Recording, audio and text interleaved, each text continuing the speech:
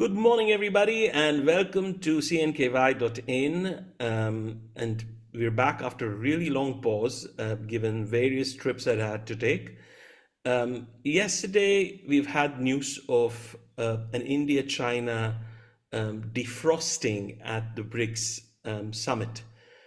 Also, the BRICS summit seems to be a very great success, hosted by President Vladimir Putin in Kazan. And today we have noted sinologist and the director of Appia Institute, Professor Francesco Sisci, who has kindly agreed to discuss this with me today. So welcome, Francesco. And we're both commenting here from Rome. So give me some perspective on how you see the BRICS summit that happened at Kazan. Well, it was significant. It was significant because a lot of countries came together, and there was some talk, and I think the most important part was that the possibility of reforming the IMF and the doubts many people have on the present financial order. However, given the situation, I don't see any real progress there because everybody wants to reform Wall Street, but you have to bring Wall Street on the table to actually make a dent there. And so Wall Street and the big financial institutions were not there. So these points, I'm afraid, could be moved, so to speak, for some time. The second point, I think, is far more significant. The summit, the meeting between President Xi Jinping and the Indian Prime Minister Modi. It is apparently a thaw between these two countries, which clashed over the Himalaya, quite a few times, couple of times over the past 5 years. There are 1 million soldiers, Indian soldiers, over the 3,000 kilometers long border, and there is a very significant deployment of tanks and batteries and guns from the Chinese side. So this first agreement, which was announced just a few days before the summit between China and India on the border, could have a large impact. However, we have to follow developments in the next few weeks and months and to see if more substance is added to it. A question, Professor. The Indian side obviously credits this start of tensions to a Chinese enmassing of troops in 2020 and Chinese movement of troops. So from the Indian perspective, this is a Chinese priority, or let's put it this way, a change in Chinese policy that this agreement is reached. Do you think this is the case? And if so, what do you think would be the reasons why after 4 years Xi Jinping and the Chinese administration would have had this change of heart? I think there must be some change of heart, as you said, in Chinese leadership. I think they don't need the extra tension with India. China doesn't need it, and they have already a lot of tensions around Taiwan, with Japan, and the South China Sea. And these things are, I would say, even more difficult to manage. The border issue with India, in theory, the two countries had reached an agreement about 20 years ago on the lines of actual controls. There were patrols moving back and forth on the disputed areas. All of a sudden, China had a change of heart about 6-7 years ago, feeling insecure, feeling that whatever reasons, now we won't go into that, but I think there has been a new change of heart, thinking that the relationship with India is extremely important. Also because China is keen on managing its relationship with some of the restive Indian neighbors like Pakistan, like Sri Lanka, and things don't go very well there. Particularly Pakistan, I would say. Just in the past months, there have been attempts against Chinese nationals working in Pakistan. China has increased for extra security in Pakistan. Pakistan, of course, is reluctant to give because that would increase domestic tensions with the Baluchistan pro-independent forces. So in this situation, I think China doesn't need the extra aggravation of difficult relationship with India. Two quick questions on this, continuing on the Pakistan issue. Um, the Americans found out, much to their chagrin, that Pakistan was not a very reliable ally in Afghanistan. And it's something that the Chinese are now learning very late. This newfound uh, friendship between India and China, will this mean that China is also deciding to become tougher towards its relationship with Pakistan, which has kind of been very unquestioning so far? Or does this mean that it's just, a temporary truce with India until you see who comes to the White House and how this goes for the Chinese? I think maybe neither.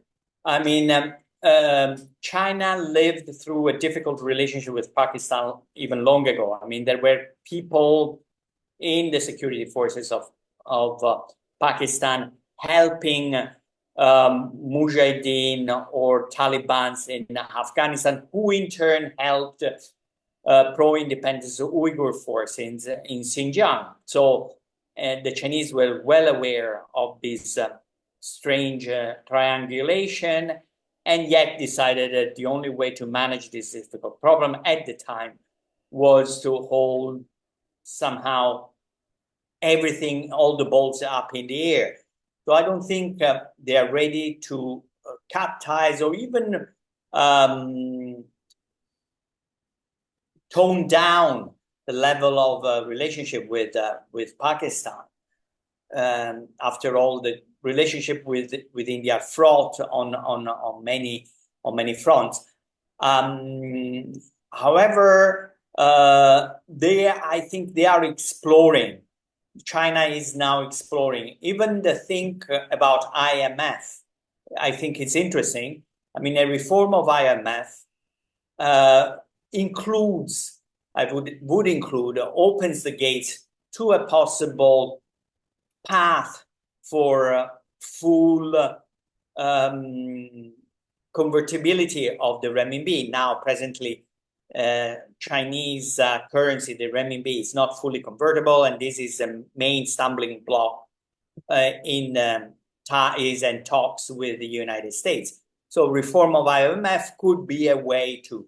So China is probing, I would say, and it doesn't want to be caught in an untenable situation with neighbors. We know that they had openings with Vietnam, where they have a lot of issues. They are trying to reach out to Japan. So they are now moving towards a different direction, still probing, I would say. And you don't think that this will change after the November elections, depending on who wins? This newfound love towards India will not change post a new president in the White House, because we are either going to have a new president in the White House no matter who wins. And will this in any ways affect this defrosting of relationships that has just happened in Kazan?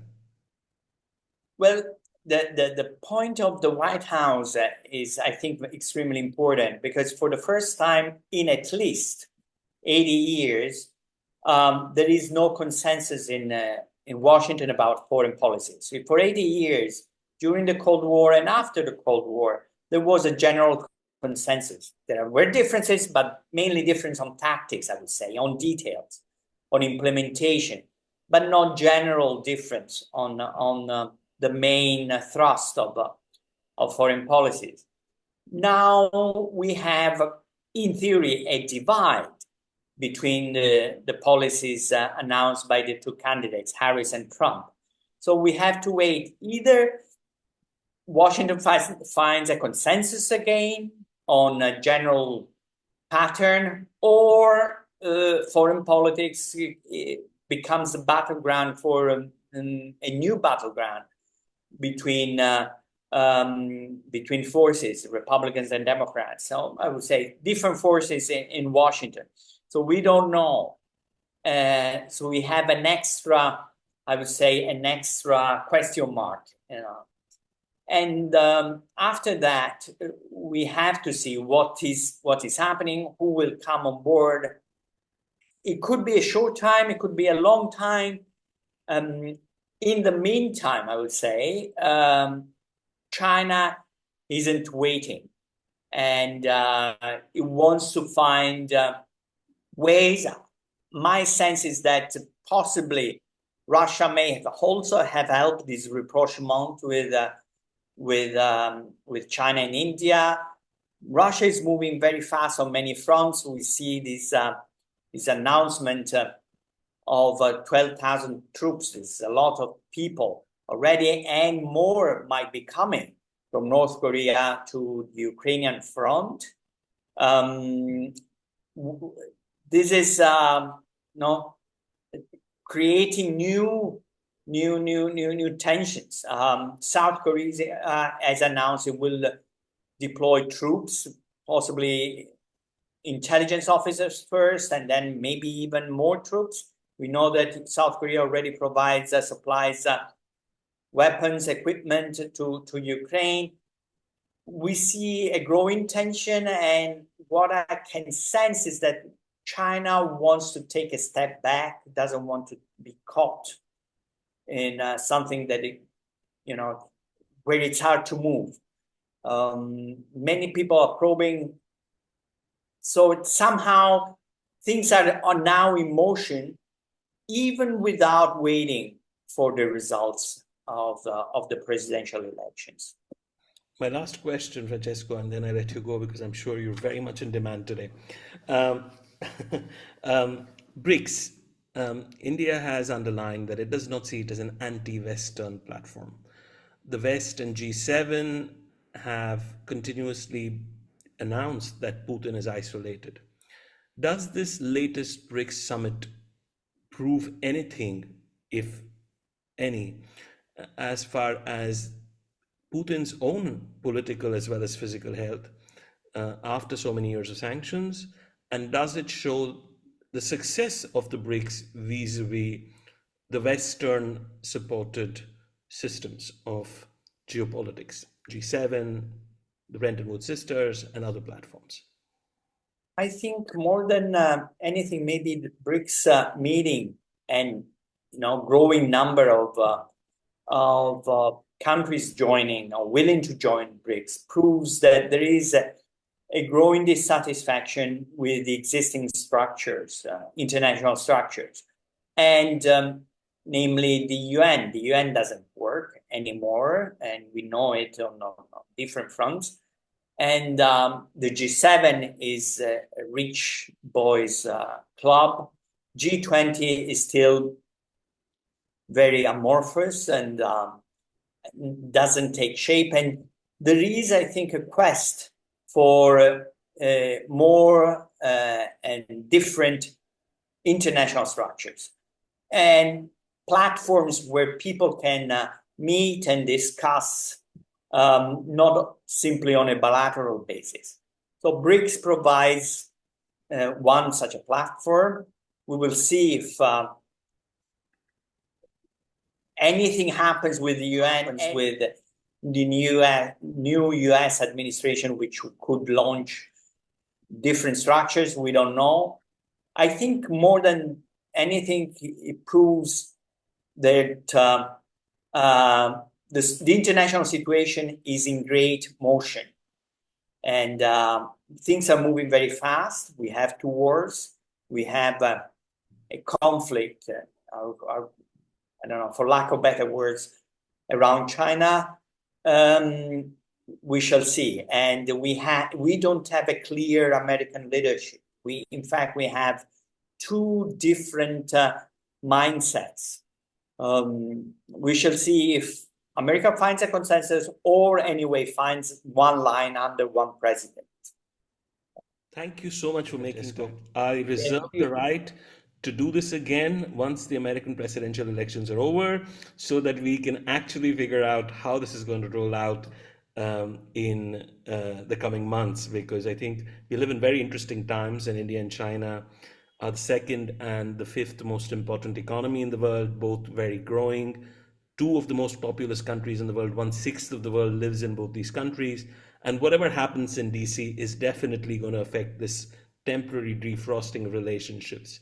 So thank you again, and thank you for making the time, and see you soon. And thanks See for you the soon. audience. Thank you for having me, and thank you for your patience. Bye. Have a good day. Bye.